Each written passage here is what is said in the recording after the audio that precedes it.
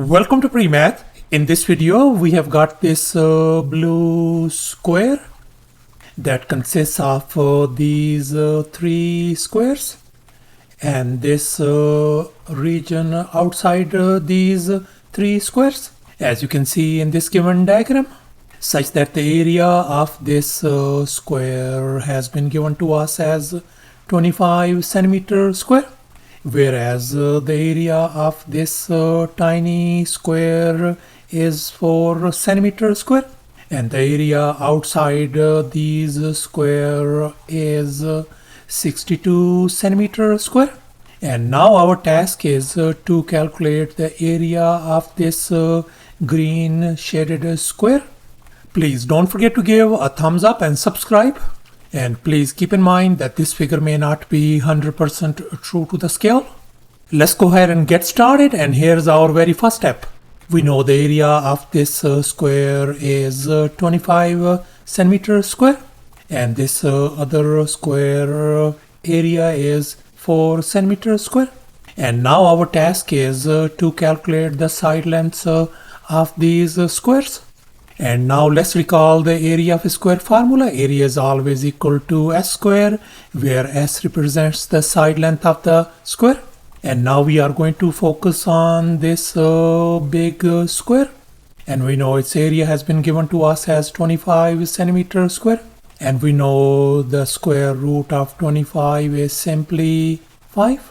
So therefore the side lengths of this square are 5 across the board. And now let's focus on this tiny square, and its area is 4. So therefore its side length has got to be 2, because 2 times 2 is going to give us 4. So therefore this side length is going to be 2, 2, 2 and 2 across the board.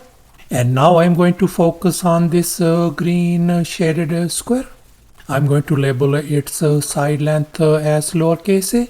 Then this side length is going to be lowercase a, and lowercase a across the board. And if the side length of this green shaded square is lowercase a, then the area is going to be simply a square.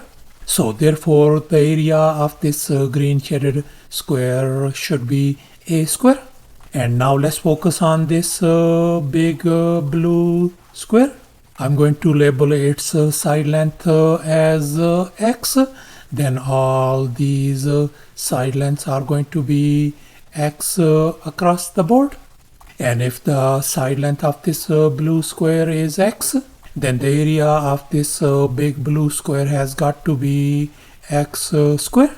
So therefore the area of this big blue square is going to be x square. And now let's make an observation. We can see that this whole side length is going to be the sum of these individual numbers 5 lowercase a and 2, and that is going to give us a plus 7. And furthermore we know that this whole side length of this blue square is x as well. So therefore we could equate x and a plus 7. So therefore we could write x equal to a plus 7, since we are interested in x square value. So therefore I'm going to take the square on both sides of this equation. And now let's recall this famous identity. A plus b whole square could be written as a square plus 2 times ab plus b square. And we are going to apply this identity on the right hand side of this equation. So therefore we could write x square is going to be equal to a square plus 14 times a plus 49. And I'm going to label this one as our equation number 1. And here's our next step. Now let's focus once again on this big blue square. We know its area is x square, and this area is going to be equal to the sum of all these individual areas, 62 plus 25 plus a square plus 4. So therefore we could write the area of this big blue square, which is x square, is going to be equal to 62 plus the other square area is 25 plus 4 plus a square. And now we are going to combine all these numbers. So therefore our x square value is going to be equal to 91 plus a square, and I'm going to label this one as our equation number 2. So thus we are ended up with the system of these two equations, and now we are going to compare these two equations. The first equation is x square equal to a square plus 14 times a plus 49, and the second equation is x square equals to 91 plus a square. And since the left hand sides of these equations are identical, so we can equate the right hand sides as well. So therefore we could write a square plus 14 times a plus 49 equals to 91 plus a square. And now we can see a square and a square, they are gone. So therefore we are ended up with 14 times a plus 49 equals to 91. And now I am going to subtract 49 from both sides. And here we can see this 49 is gone. So therefore 14 times a equals to 42 on the right hand side. And now I'm going to divide both sides by 14 to isolate a. So therefore we could see that our lowercase a value simply turns out to be 3 centimeter.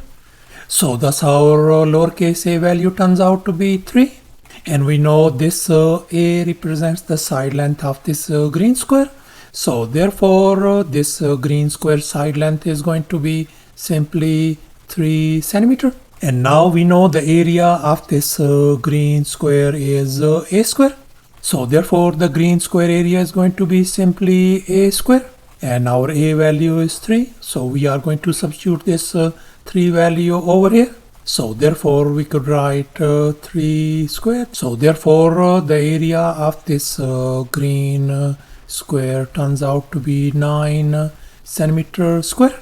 So thus after all the calculations and manipulations, the area of this green shaded square turns out to be 9 centimeter square. In other words, the area of this green shaded square is going to be 9 centimeter square. And that's our final answer. Thanks for watching, and please don't forget to subscribe to my channel for more exciting videos. Bye.